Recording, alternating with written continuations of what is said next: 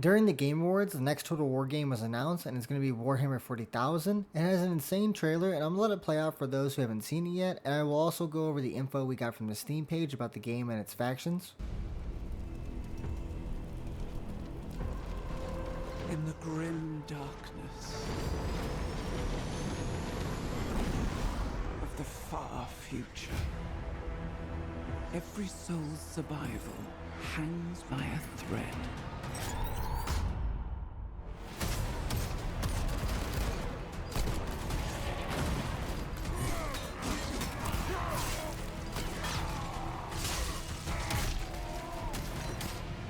Mankind is beset by endless tides of aliens, traitors, and demons.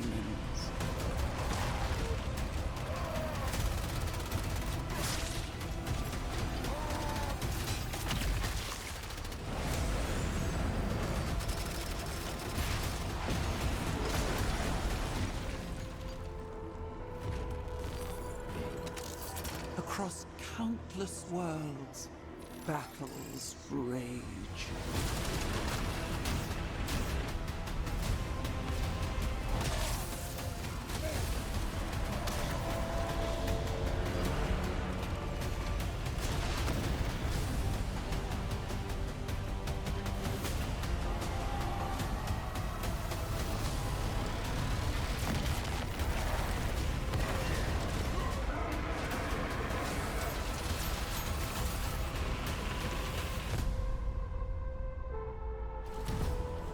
Lead your armies. Conquer worlds. Fight on as the galaxy burns.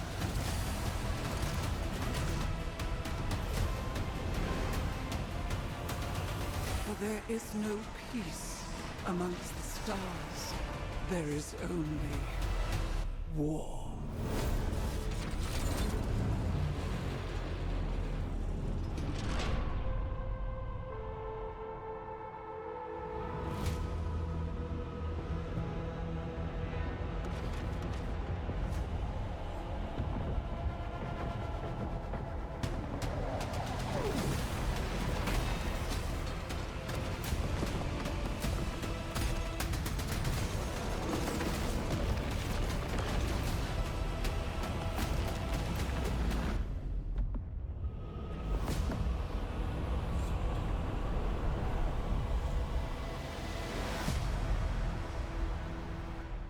I really enjoyed the trailer. I thought it was great to see the Space Marines and Orcs fighting it out, and like any good Total War trailer, it does by showing off the new units and type of combat to expect out of the game. So with the announcement, you're also able to wishlist the game and look at the Steam page, giving us some more info about the game itself as well as a few screenshots of gameplay. So much like the first Warhammer Fantasy title, this game will have 4 factions to start with. The Space Marines, genetically enhanced weapons of war. These warriors are few in number but near unmatched in power, clad in sacred armor and wielding the Imperium's most deadly weaponry. Each strikes with devastating and unyielding precision. They seem to be a mix of Chaos Warriors and Ogre units since they have about 40 to 60 per squad and will be treated as heavy infantry faction that can do close and long range combat. They're also one of the more popular factions in 40k, so don't be shocked if they get the most DLC out of any. The Orcs are brutish hordes of destruction. They're unrelenting, countless, and live for war. Storming the battlefield in endless mobs, they brandish unpredictable weapons and clanking war machines, all driven by the primal power of the Wog. From what it sounds like, they'll be close to their Warhammer Fantasy counterpart, with them attacking in high numbers and with a wide variety of weaponry and vehicles. The Eldar are the Warhammer 40k version of High Elves, an ancient and waning Xenos race who once ruled the stars but now rail against their certain fate. Swift and elusive, they strike with psychic precision and elegant weaponry,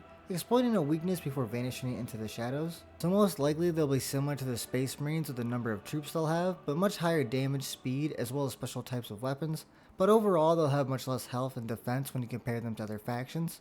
And the last faction being the base game is the Astra Militarum, the mass ranks of humanity's largest fighting force with a bulwark of flesh and steel. Their legions of soldiers march beneath the roar of battle tanks and thunder of artillery, grinding enemies into ruin with their disciplined fury and sheer determination. And with that description, they sound more like the sci-fi version of the Empire, and with how many people like that faction, including myself, as well as players tend to like more challenging campaigns, so they really might end up becoming a fan favorite even with the Space Marines being the poster boys of the franchise.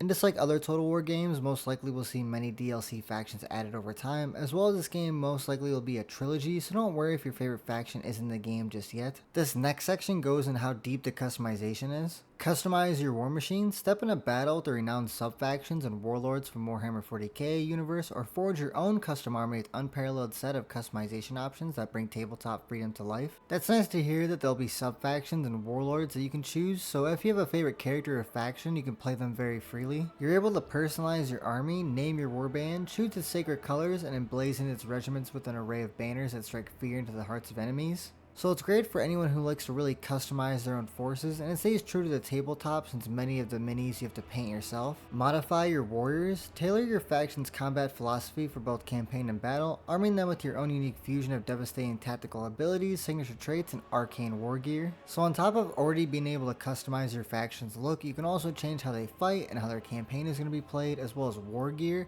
Very good for anyone who would rather make their own faction than having to buy a DLC for a new experience. Now on to another section, wage war across the Galactic sandbox, so there's no peace, only war. Expand your empire turn by turn, capturing planets, upgrading fleets, and managing your war economy as you carve a path through the stars to dominance. So you'll have planets that most likely act like normal settlements, and then spaceships that could either be like horde armies or like actual ships so you can take to combat and move your troops planet to planet. It also says sandbox, so I imagine something close to Immortal Empires from Warhammer Fantasy where it's one big map with many factions. Fight to determine the fate of entire worlds, conquer and develop strongholds, bombard enemies from orbit, deploy your armies to the ground to engage in breathtaking real-time battles over planetary installations and regions. And this next part reminds me of the game Stellaris. When the threat becomes too great, consider unleashing apocalyptic weaponry to erase entire planets from existence. So if you can't take a planet by normal means, you can just glass it from space, and from what little I know about 40k itself, it sounds pretty lore accurate, just blowing up a planet if you just can't take it. The last section of the Steam page goes over some info about combat.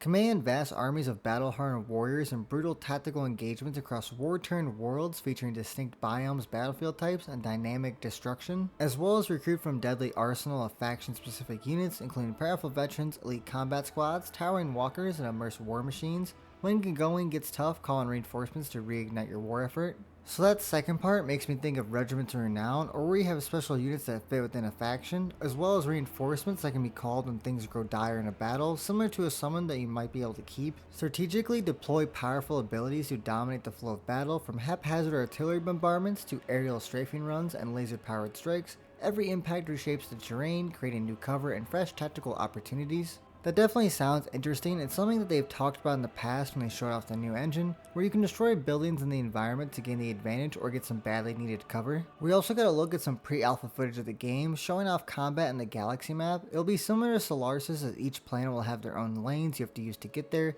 giving each location a bit more importance depending on where it leads to. Then for the footage and screenshots of the ground combat, it does look very messy at first, but if you look at the bottom corner of the screen, you can see the map is much bigger than just what you see, since they bunched up all the units for the trailer to make it more thematic.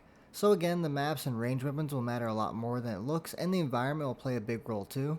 I also noticed there's more than 12 units on the map, so the side panels might just be a group, but I'm unsure, so it does seem like there'll at least be around 20 units for battles. This will also be the first Total War game ever to be on console, so that's either good or bad for us to see, but one positive is it will bring a bigger player base to the franchise. And one thing I almost forgot to mention, the actor from Stranger Things who plays the cop will also be in this game. He'll betray a mysterious yet to be revealed character, so that might be a first for Total War to have such a big actor in the game. And with all that out of the way, that's going to wrap up the video. I'm really glad my theory turned out right, and like I said before, there was many clues pointing towards 40k itself. I'm super excited as well. I like Warhammer Fantasy a lot, and 40k itself, again, seems pretty cool.